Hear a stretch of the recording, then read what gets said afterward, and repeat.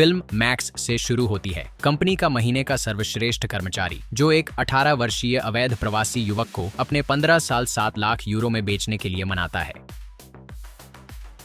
यह जीवन बदलने वाला प्रस्ताव है जो उसके परिवार को 20 साल से वीजा के इंतजार में फंसी बस्ती से निकालने और उसकी लंबे समय की प्रेमिका से शादी के लिए भी पर्याप्त है। लड़के का विश्वास जीतने के लिए मैक्स बताता है कि उसने भी एक बार अपने जीवन के 5 साल एक अमीर खरीदार को बेचे थे। एक विशाल शरणार्थी शिविर से गुजरते हुए जो अब एक पूर्ण शहर बन चुका है, मैक्स अंततः मेट्रो तक पहुंचता है। वहां प्रौद्योगिकी के प्रभाव पूरी तरह से दिखाई देते हैं। बुजुर्गों के चेहरे उन बच्चों के साथ दिखते हैं जो अजीब तरह से एक ही उम्र के लगते हैं।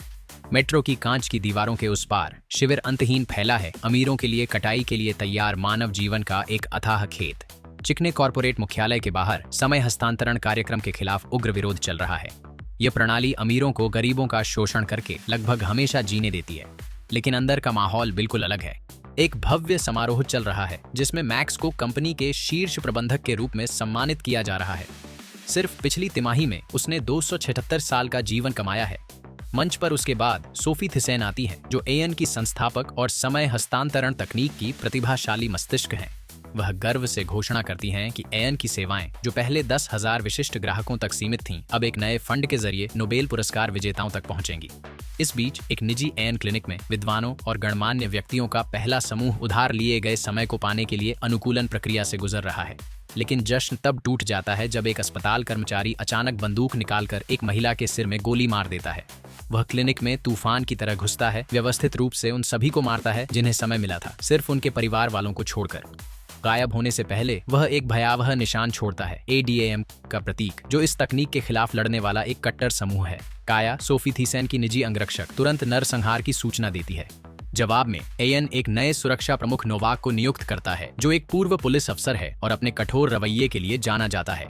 जैसे जैसे कंपनी अपनी सुरक्षा बढ़ाने में जुटी है, मैक्स और उसकी पत्नी एलन अपनी दुनिया में खोए हुए हैं, एक शानदार अपार्टमेंट में भविष्य के सपने देख रहे हैं। मैक्स एक और भी बेहतर जीवन की कल्पना करता है, झील के किनारे एक घर, बच्चों को पालने के लिए एक सुरक्षित जगह। बिना समय गंवाए वे उस सपने को साकार करने की दिशा में काम शुरू कर देते हैं। सप्ताहांत में वे एलन के माता पिता से मिलने जाते हैं, लेकिन यह मुलाकात तनावपूर्ण रहती है। उसके पिता मैक्स की एएन में नौकरी को खुलेआम नापसंद करते हैं, मानते हैं कि आम लोगों को अमीरों के लिए सिर्फ इस्तेमाल की चीज समझा जा रहा है। घर लौटते समय मैक्स और एलन के बीच तनाव बढ़ता है जो लगभग बहस में बदल जाता है, लेकिन जल्द ही माहौल शांत हो जाता है। दुर्भाग्य से उनके लिए बड़ी मुसीबतें इंतजार कर रही हैं। जब वे पहुंचते हैं तो पाते हैं कि उनका अपार्टमेंट आग से पूरी तरह तबाह हो गया है। उनका सब कुछ जलकर राख हो गया है।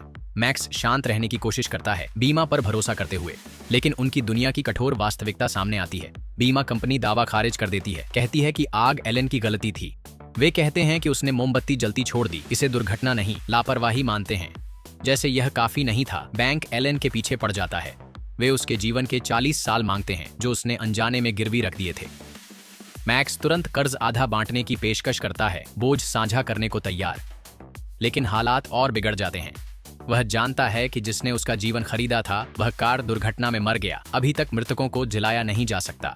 इस खबर से सदमे में मैक्स और एलन वकील के दफ्तर से निकलते हैं, तभी पुलिस रोकती है। वे एलन को वहीं गिरफ्तार कर लेते हैं। वह आधिकारिक तौर पर एक कर्जदार। हताश मैक्स सोफी से 3 मिलियन अग्रिम की गुहार लगाता है। सोफी शांत रहकर मदद का वादा करती है, लेकिन बोर्ड मीटिंग में माहौल सहानुभूतिपूर्ण नहीं है। युवा अधिकारियों के बीच सोफी बूढ़ी और अलग दिखती है। नया नेतृत्व सिर्फ मुनाफे पर ध्यान देता है। एलन के कर्ज वसूली का दिन आ जाता है। मैक्स और वकील एएन क्लिनिक जाते हैं, पर सुरक्षा मैक्स को रोक देती है।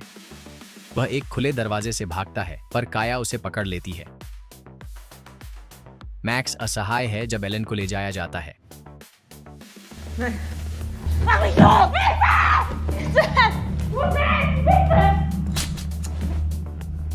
प्रक्रिया के बाद उनकी नई वास्तविकता सामने आती है। वे एक गरीब इलाके में सस्ते अपार्टमेंट में रहने लगते हैं। एलन बेचैनी से सो नहीं पाती, रात में आईने के सामने खड़ी अपने बदलाव को देखती है। वे महसूस करते हैं उम्र बढ़ना एक धीमी और निर्दयी प्रक्रिया है। अगली सुबह मैक्स को काम से एक संदेश मिलता है। गुस्से में वह सोफी को ढूंढता है और उसका सामना करता है। उसे देखते ही वह सब समझ जाता है, उसका कायाकल्प हो गया है। उसने एलन के 40 साल अपने लिए इस्तेमाल किए। शाम तक जो हुआ उसका बोझ दोनों को तोड़ देता है। एलन अपनी असली उम्र में लौट आई है। मैक्स उसे आईने के सामने मेकअप करते निराशा में डूबी पाता है। बिना गुस्से बिना नाटक के वह उसे जाने को कहती है। टूटा हुआ मैक्स पार्क में अकेला शराब पीता हार में खोया हुआ है। एक बच्ची बैकपैक के साथ आकर उसे चमत्कारी गोलियां देती है। निराश और टूटा वह उसे ठंडे ढंग से टाल देता है। उस रात और भी बुरी खबर आती है। एलन को अस्पताल में भर्ती कराया गया है। समय हस्तांतरण ने उसके शरीर को नुकसान पहुंचाया और गर्भपात हो गया। मैक्स उसे माता पिता के घर वापस लाता है, सपने राख में बदले। चुपचाप वह एक निराश योजना बनाना शुरू करता है। वह पार्क की वही छोटी लड़की को देखता है, अब भी गोलियां बेच रही। उसे ध्यान से देखकर मैक्स को संकेत समझ आते हैं। वह अवैध कायाकल्प से गुजरी है। अंडरग्राउंड संपर्क अब उनका एकमात्र रास्ता हो सकते हैं। जानकारी जुटाकर मैक्स अपने आखिरी संपर्कों और बचत से जाली दस्तावेज और पिस्तौल खरीदता है। योजना शुरू करते समय टीवी पर एडीएम ग्रुप के नेता की खबर, जो एयन के भ्रष्टाचार को उजागर कर रहा है। कुछ ही देर बाद मैक्स को एक मौका मिलता है। सोफी थीसेन का काफिला एक कब्रिस्तान की ओर जाता है। अजीब बात है, वह अंगरक्षकों को पीछे छोड़कर अकेले अंदर जाती है। मैक्स एक पल भी नहीं गंवाता। कार छिपाकर वह कब्रिस्तान की दीवार फांदकर कब्रों के बीच तेजी से बढ़ता है। एक मुख्य कब्र के पास वह उसे डॉन इन पाता है। सोफी अब इतनी जवान दिख रही है कि मैक्स पल भर को सन्न रह जाता है। सोफी मदद के लिए चिल्लाती है, पर आसपास कोई नहीं है। छोटी सी लड़ाई के बाद मैक्स उसे टेजर से बेहोश कर देता है। जाने से पहले वह कब्र पर एडीएम का निशान छोड़ता है, फिर सोफी को ले जाता है। मैक्स एलन को भी ले जाता है, उसे भरोसा करने को कहता है। उसके पास एक ठोस योजना है। वे शहर से दूर एक खाली गैरेज तक गाड़ी चलाते हैं। अंदर मैक्स उसे बेहोश और बंधी हुई सोफी दिखाता है। उसका विचार खतरनाक पर स्पष्ट है। सोफी को लिथुआनिया ले जाकर छिपे डॉक्टर से चोरी के साल वापस पाना। इधर शहर में काया और नोवाक जांच शुरू करते हैं। पूर्व पुलिस जानता है लोगों को कैसे ढूंढना है। मैक्स ने कम सुराग छोड़े हैं, फिर भी उनकी खोज नजदीक आती जा रही है। मैक्स और एलन के बीच तनाव बढ़ता है। वे सोफी का समय चुराने की नैतिकता पर बहस करते हैं, सही गलत पर उलझते हैं, लेकिन हिचकिचाने का वक्त नहीं है। सोफी की निजी सुरक्षा टीम पहले से ही आ रही है, बड़ी रकम कमाने को तैयार। वे गैरेज के पास जाते हैं, अंदर वालों को भ्रमित करने के लिए फ्लैश बैंग फेंकते हैं, पर जब वे अंदर घुसते हैं कुछ नहीं मिलता, सिर्फ एक जलती कार छोड़ी गई है चारे के रूप में। मैक्स और एलन छिप गए। काया अवैध निगरानी का सहारा लेती है। वह खातों और फीड में घुसती है। नोवाक असहज होता है पर काया से आकर्षित। बाद में उसे सच्चाई पता चलती है। वह उम्र में बड़ी है, सोफी के वरदान से जवान। उन्हें जल्द ही सुराग मिलता है। सेल्फी में पीछे बूढ़ी एलन दिखती है। स्थान लिथुआनिया जाती एक नौका। मैक्स सोफी को वैन में बांधे है, पर मुश्किल बढ़ती है। बंदरगाह पर पुलिस की लाल नीली बत्तियां। अधिकारी हर गाड़ी की जांच कर रहे हैं। मैक्स एक परिवार देखकर योजना बनाता है। वे जल्दी से सब कुछ बदल देते हैं। एक आदमी वैन चलाता है, पत्नी छोटी कार। मैक्स और उनकी बेटी बंधक बनने का नाटक करते हुए ट्रंक में छिपे, जबकि एलन और सोफी वैन के पीछे बंधे बाथटब में दुबकी। चौकी पर एक सीमा रक्षक घबराए चालक को रोकता है और वैन का पिछला हिस्सा खोलने को कहता है। संदेह बढ़ता है जब वह बाथटब वाले क्रेट की जांच करने की मांग करता है। चालक की घबराहट साफ दिखती है, उसके चेहरे पर पसीना बह रहा है। जब वरिष्ठ अधिकारी पूछताछ करता है, चालक टूट जाता है, हकलाते हुए कहता है कि उसे सिर पर बंदूक की आदत नहीं। अधिकारी उत्साही गार्ड को डांटता है और उन्हें जाने देता है। सुरक्षित दूरी पर पहुंचते ही मैक्स तुरंत कार्रवाई करता है। वह नकली परिवार को छोड़ता है, पर फोन तोड़ टायर पंचर कर देता है ताकि वे जल्द रिपोर्ट न कर सकें। हाईवे छोड़ने के बाद मैक्स और एलन कैदी को बाथरूम जाने देते हैं। लड़की जोर देकर कहती है कि वह सोफी थीसन की छोटी बेटी मैरी है, जिसे अपहरण की धमकियों से बचाने के लिए छिपाया गया था। मैक्स इस पर विश्वास नहीं करता। उसे लगता है कि यह एक और चाल है।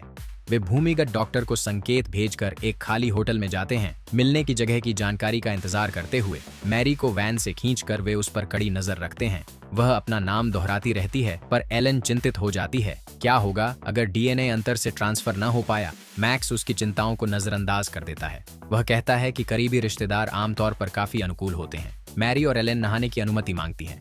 एलन मैक्स से दया दिखाने की विनती करती है। अनिच्छा से वह लड़की को खोल देता है। जैसे ही वह आजाद होती है, मैरी दरवाजे का हैंडल उठाकर मैक्स के चेहरे पर मारती है और भाग निकलती है। वह उसका फोन छीनकर रात में भाग जाती है। मैक्स पीछा करता है पर उसे पकड़ नहीं पाता।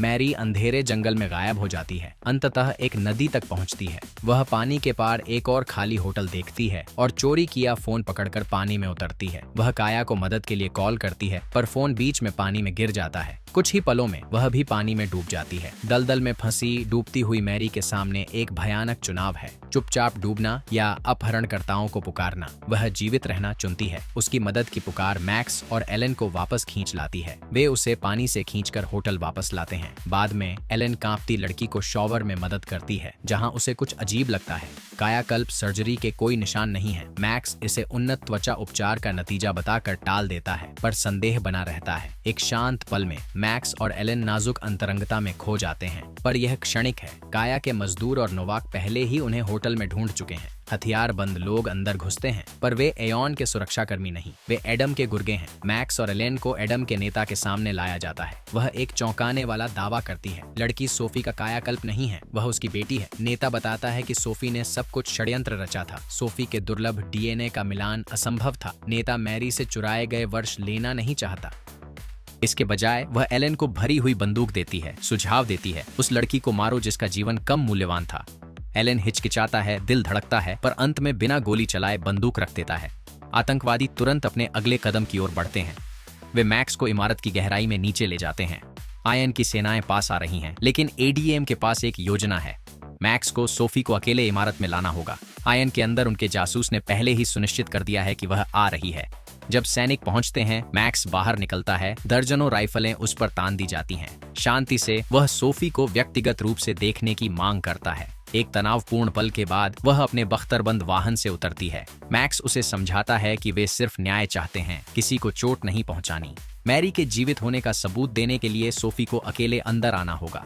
वह सहमत होती है, सावधानी से आगे बढ़ती है। चलते चलते काया को शक होने लगता है।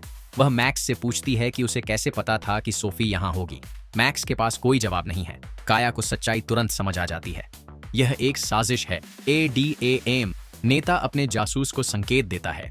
नोवाक हथियार निकालकर सोफी पर गोली चलाता है। काया तेजी से प्रतिक्रिया करती है, नोवाक को मार गिराती है। एडीएम के लोग गोलीबारी शुरू कर देते हैं। आयन सैनिक घायल सोफी को सुरक्षित खींचते हैं। अफरा तफरी में मैक्स एलन को खोजने अंदर जाता है। हॉल में दौड़कर वह मैरी के साथ एलन को देखता है। मैक्स कार स्टार्ट करने की कोशिश करता है। अचानक मैरी एलन पर बंदूक तान देती है। कुछ नहीं होता, बंदूक खाली है। गुस्से में एलन मैरी को बेहोश कर देती है। वे उसे बांधकर कार में डालते हैं और भाग जाते हैं। समय कम है, अगर देर हुई तो डॉक्टर चला जाएगा।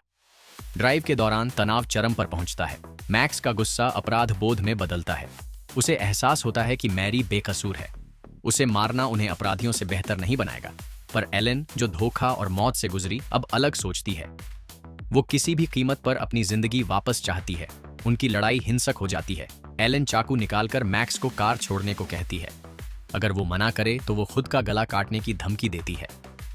अनिच्छा से मैक्स बाहर निकल जाता है। एलन अकेले रात में निकल जाती है। वो एक छुपे हुए परित्यक्त कारखाने तक पहुंचती है। वहां ट्रक मेडिकल उपकरण उतारते हैं।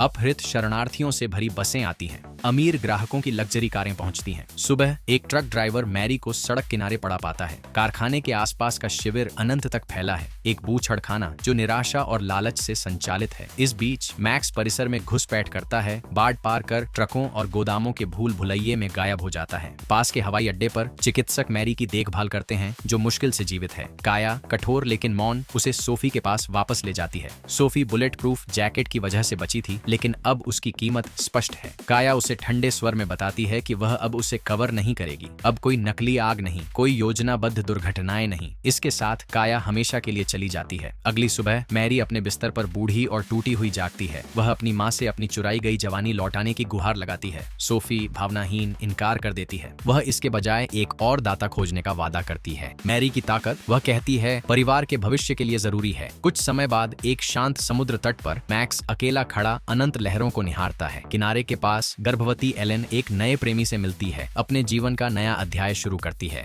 वह पीछे मुड़कर देखती है, मैक्स को दूर से देखती है। उनकी आंखें एक पल के लिए मिलती हैं, फिर मैक्स मुड़ जाता है, एक प्रतीक्षारत काफिले की ओर चलता है। वह एक कार में चढ़ता है जिस पर उसके मास्क पर सिला प्रतीक है, ADAM। सब्सक्राइब करें, नोटिफिकेशन चालू करें और चैनल की मदद के लिए लाइक करें। देखने के लिए धन्यवाद।